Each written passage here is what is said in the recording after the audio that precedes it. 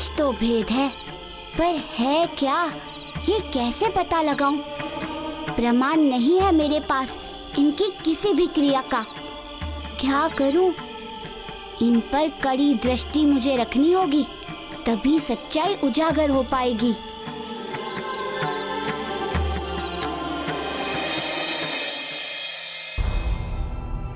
सुमन जी, जहां जिस स्थान पर अन्य राज्य के राजा महाराजा रुके हुए हैं, वहां की सुरक्षा बढ़ा दीजिए, क्योंकि इनकी सुरक्षा हमारी प्राथमिकता है। जी महाराज, जैसी आज्ञा।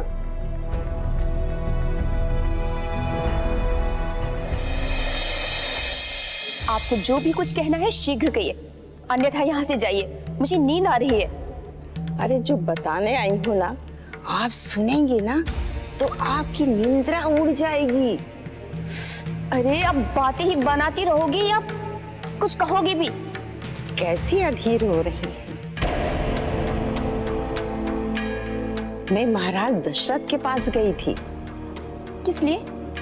ये कहने के लिए कि क्या हर बार राम जी का जन्म उत्सव क्यों मनाया जाता है, जबकि भरत भी तो उसी दिन जन्मा है और वो भी तो उनका ही पुत्र है।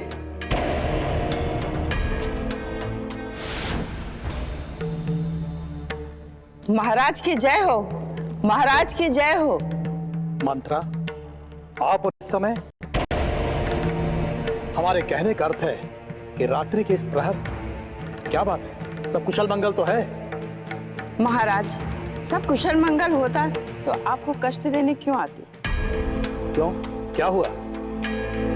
महाराज, हर बार रामनवमी ही क्यों मनाई जाती है? क्योंकि उस दिन हमारे पुत्र राम का जन्मदिन है।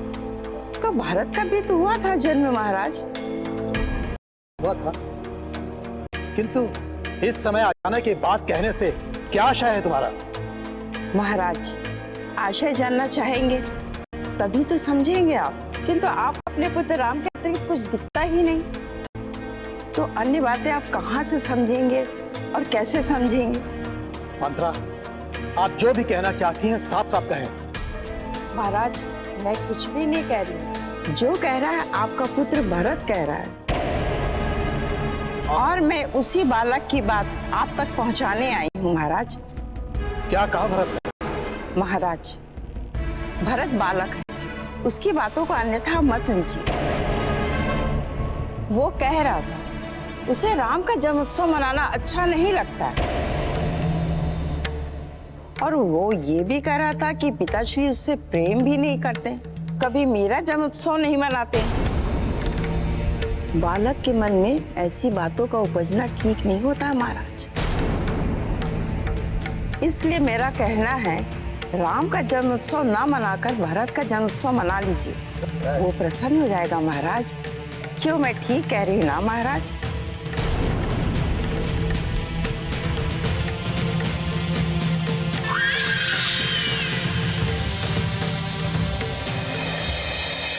देवी मंत्रा, हम आपके बहुत आभारी हैं जो आपने हमें भरत के मन की बात बताई।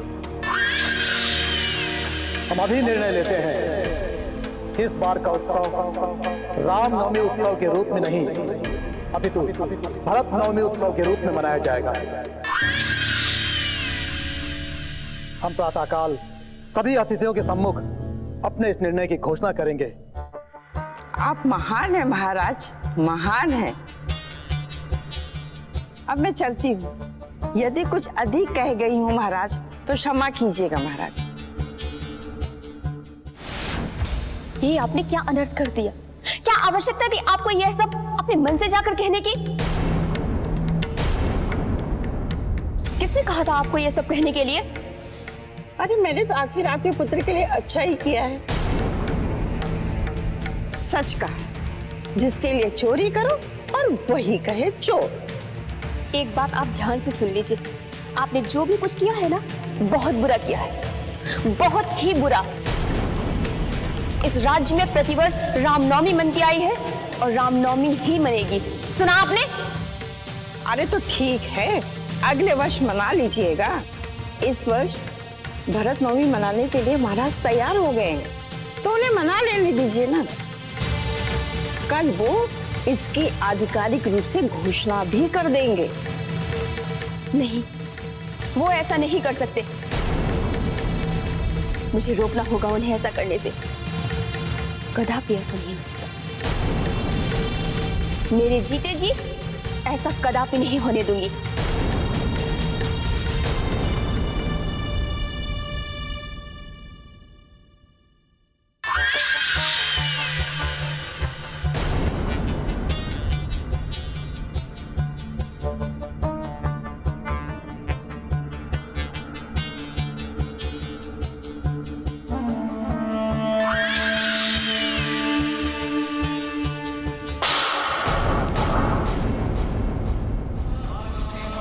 कौन है?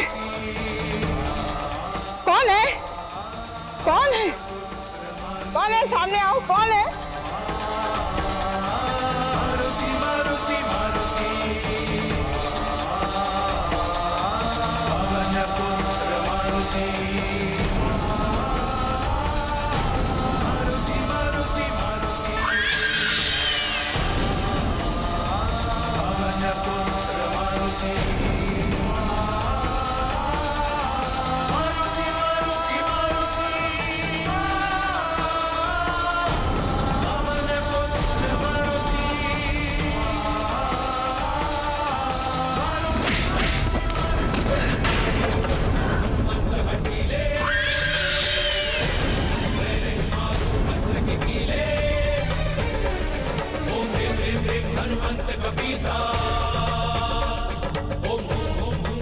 बुराई करना बंद कर दे मंथरा, वरना फल अच्छा नहीं होगा। जो आग लगाते हैं पहले वही जलते हैं।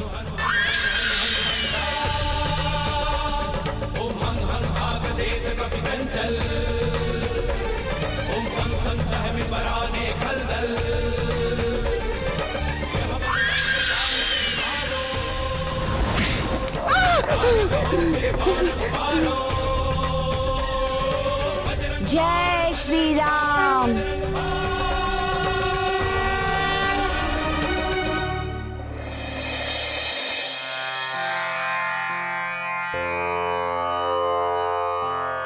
प्रणाम। प्रणाम। आइए, पधारिए।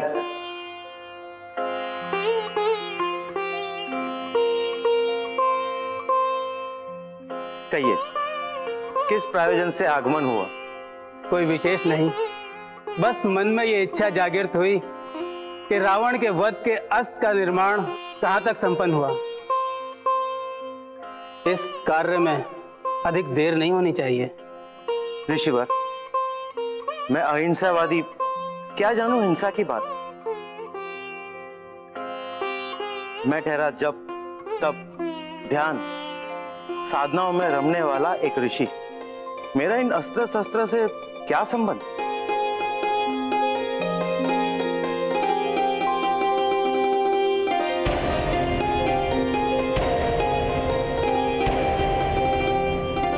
ऋषि होकर झूठ बोल रहा है। मुनिवर, जब हम दोनों एक ही हैं, तो एक दूसरे से छुपाना क्या? भला मैं आपसे क्यों छुपाऊंगा ऋषिवर?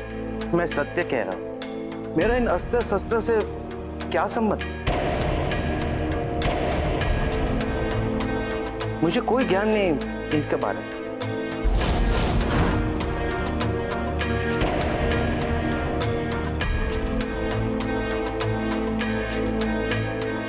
तो ये मटंग के वेश में बहुरूपिया है, कोई मायावी किसी षड्यंत्र के उद्देश्य से आया है।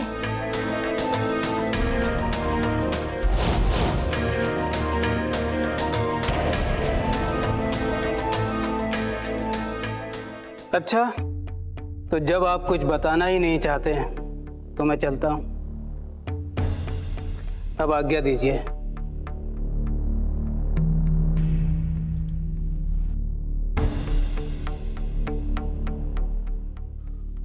अकारण रुष्ट होकर चले गए।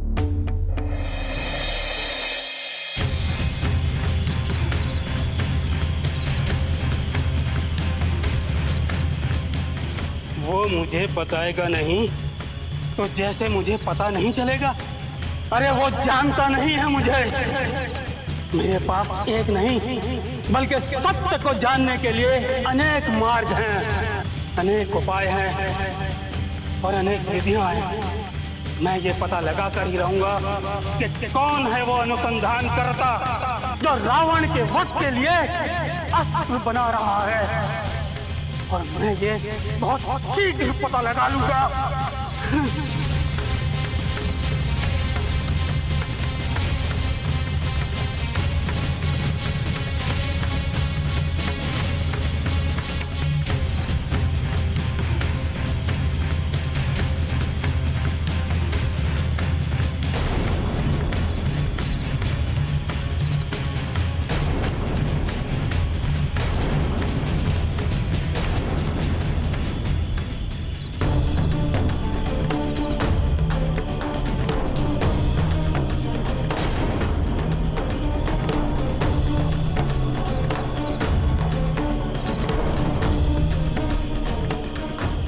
ये मायावी ऋषि कौन सी तांत्रिक क्रिया कर रहा है?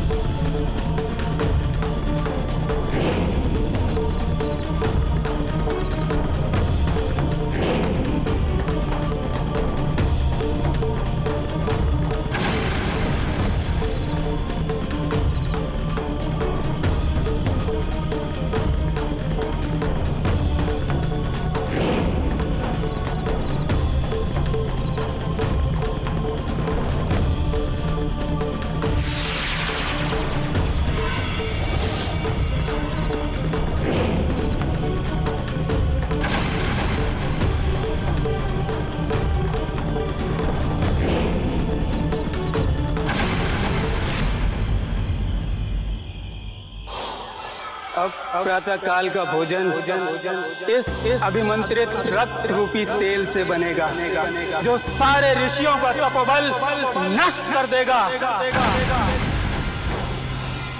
सारे ऋषि समान मनुष्य के बराबर हो जाएंगे, और तब मैं देखता हूँ कि मुझे सत्य जानने से कौन रोकता है।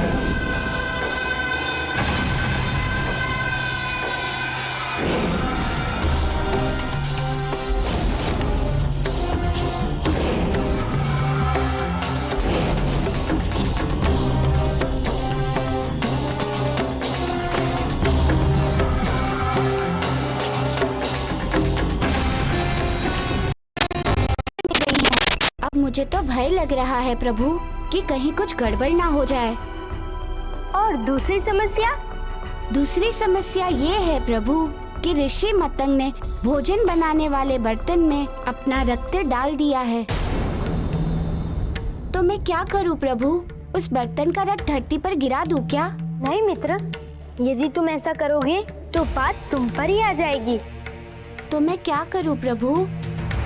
तुम तो जानते हो कि तुम्हें क्या करना है। प्रातः काल का भोजन बनने दो और ऋषियों को करने दो।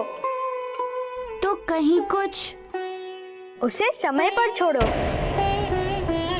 और हाँ, अभी हमें पिताश्री के पास चलना है।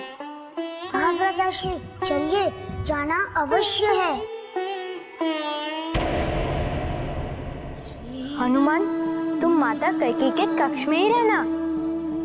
जो आज्ञा प्रभु। राम राम राम श्री राम राम राम मेरे राम मेरे राम। नहीं महाराज, मेरी आपसे विनती है, मेरे पुत्र राम का ही जन्मदिन मनाए। हर वर्ष उसका ही जन्मदिन मनता आया है और इस वर्ष भी उसका ही मनेगा। किंतु महारानी, हमने मंथरा को भरत के जन्मोत्सव का वचन दिया है, इसलिए जन्मोत्सव भरत का ही मनाया जाएगा। वो भी हमारा पुत्र है, उसकी भी इच्छा होती होगी कि उसका जन्मोत्सव मनाया जाए। मैं जानती हूँ अपने पुत्र को, भरत ऐसा कभी नहीं चाहेगा। वह बहुत ही संतोषी है, वो कभी ऐसा नहीं चाहेगा। परंतु महारानी, मंथरा ने हमसे कहा कि भरत ने उनसे रो रो कर यह कहा कि पिताश्री, भ्राता राम का ही जन्मोत्सव मनाते हैं, हमारा जन्मोत्सव तो मनाते ही नहीं। भरत ने तो उनसे यह भी कहा कि पिताश्री हमसे प्रेम ही नहीं करते। ऐसा नहीं महाराज, मेरा भरत ऐसा कह ही नहीं सकता, और ना ही मैं ये मानती हूँ। वो तो ऐसा कभी चाहेगा भी नहीं महाराज, कभी सोचता भी नहीं होगा ऐसा। यदि इस बात की पुष्टि भरत कर दे तो मैं अपना वचन वापस ले सकता हूं,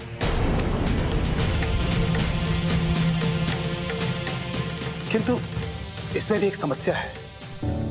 समस्या? कैसी समस्या? समस्या यह है महारानी कि प्रातःकाल सूर्योदय की पहली किरण के साथ ही हम पूरे राज्य में राम के जन्मोत्सव की घोषणा करने वाले हैं, और भोर की प्रभात से पहले भरत से मेरी भेंट संभव नहीं है, तो फिर इस बात की पुष्टि कैसे संभव है? बच्चों, तुम लोग आ गए, मेरे पुत्र आ गए। आओ बच्चों, अच्छा हुआ तुम लोग आ गए।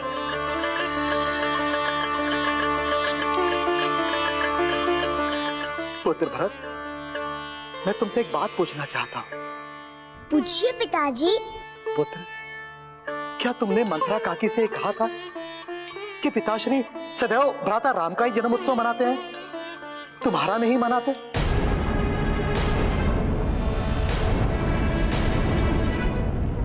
क्या तुमने कहा था कि पिताश्री तो मुझसे प्रेम ही नहीं करते? नहीं पिताश्री, मैं भ्राता राम की सौगंध खाकर कहता हूँ कि मैंने उनसे ये बात नहीं कही, और मैं ये बात कैसे कह सकता हूँ? भला मैं अपने ज्येष्ठ भ्राता के जन्मदिन पर प्रसन्न नहीं होऊंगा?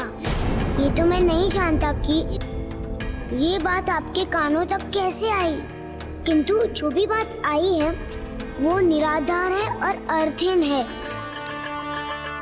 पुत्र भरत, तुमने आज मुझे एक बहुत बड़ी चिंता से उबार दिया पुत्र।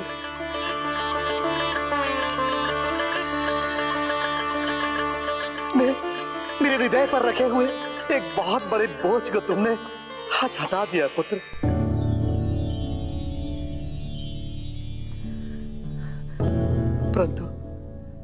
परंतु फिर भी मैं तुम लोगों से एक प्रश्न पूछना चाहता हूँ।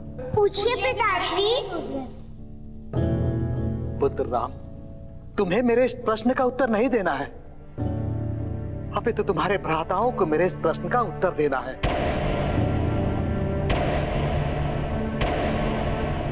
अच्छा पुत्रों, तुम लोग मुझे ये बताओ कि इस बार किसका जन्मोत्सव मनाया जाए, भ्राता राम का या फिर भ्राता भरत का?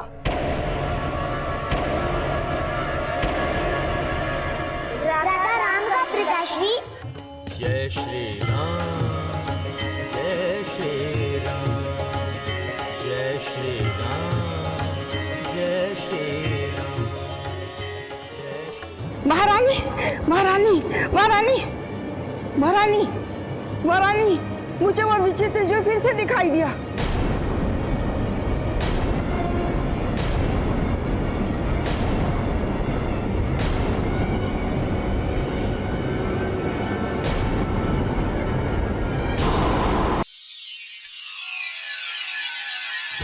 महारानी, महारानी, महारानी, महारानी, महारानी, मुझे वो विचित्र जो फिर से दिखाई दिया।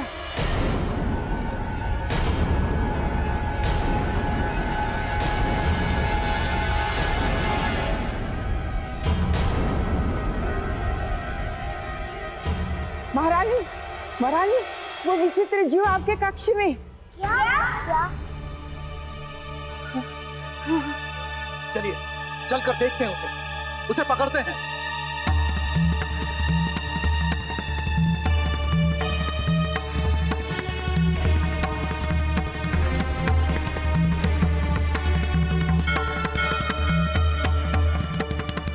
अब क्या होगा? भारी समस्या हो गई है। माते, चिंतित मत होइए, धीरज रखिए, सब ठीक हो जाएगा।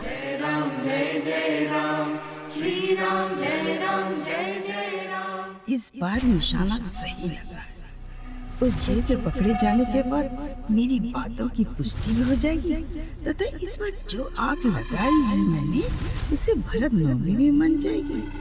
एक तीर दो निशाना।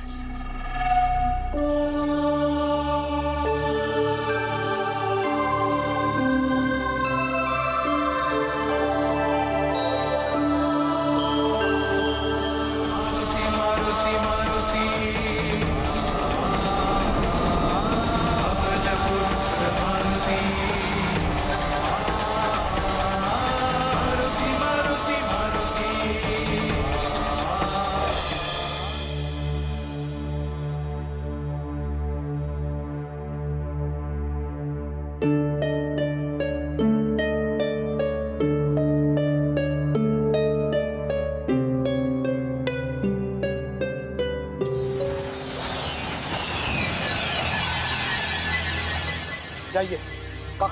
किंतु आप एक ऐसी अवस्था की ढलान पर हैं जहां मति भ्रम हो जाता है, और इसी अवस्था में लोग दूसरों को परेशान करते हैं।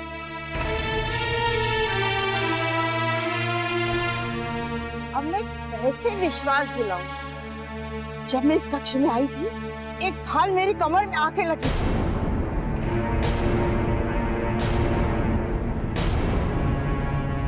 अभी मेरे कमर में पीड़ा हो रही है।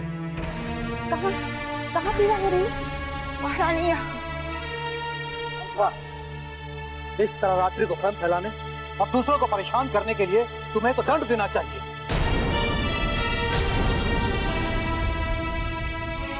नहीं पिताश्री, मैं आपसे अनुरोध करता हूँ, ये श्रेष्ठ नारी है, उन्हें दंडित मत करो, क्योंकि नारी चाहे कोई भी हो वो पूजनीय होती है।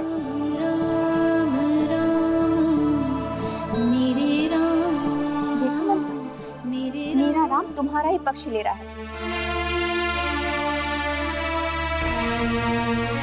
और तुम हमेशा उस पर आरोप लगाती रहती हो। अब जाओ, अपने सैन कक्ष में जाओ। मत करो मेरी बातों पे विश्वास। जब तुम सब लोगों पर बीतेगी ना तब समझो, और मैं एक न एक दिन ये सिद्ध करके ही रहूंगा। महारानी, अब हम लोग चलते हैं, आप लोग विश्राम कीजिए, हमें और भी सुरक्षा व्यवस्था दीजिए। सोन, चलिए।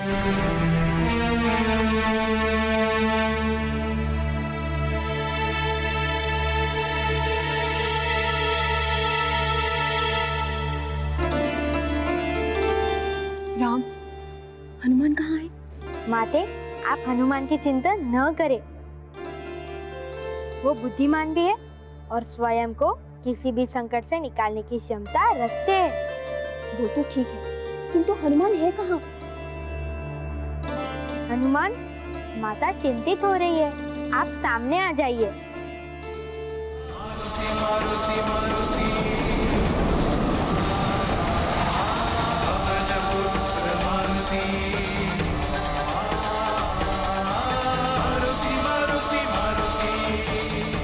अच्छा, तो तुम ही मक्खी बनकर उन दोनों को तंग कर रहे थे, लटकते ही गए।